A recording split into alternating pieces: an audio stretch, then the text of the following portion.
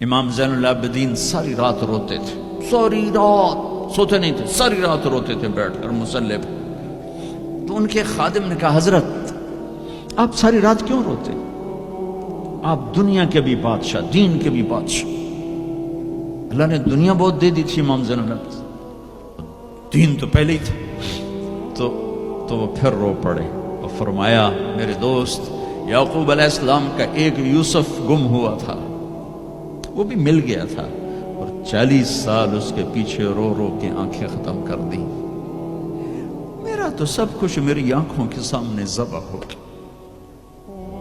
میرے بھائی، میرا باپ، میرے چاچے میری آنکھوں کے سامنے ذبح ہو کے نیزوں پہ چڑھ گئے، میں کہاں سے ہنسوں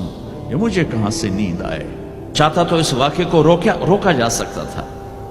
یہ آفت کسی اور گھر میں اللہ ڈال دیتا، اپنے نبی کے گھر ڈالی،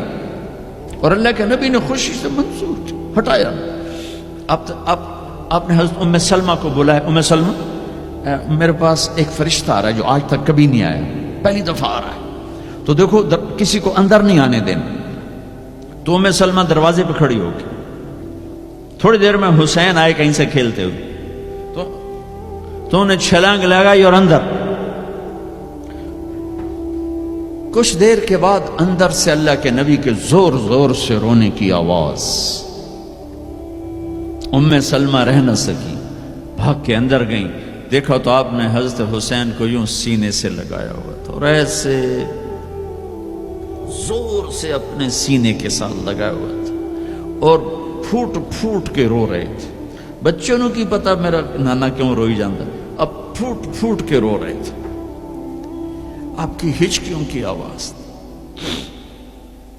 ام سلمہ نے پوچھا میرے ماں باپ قربان آپ کیوں رو رہے؟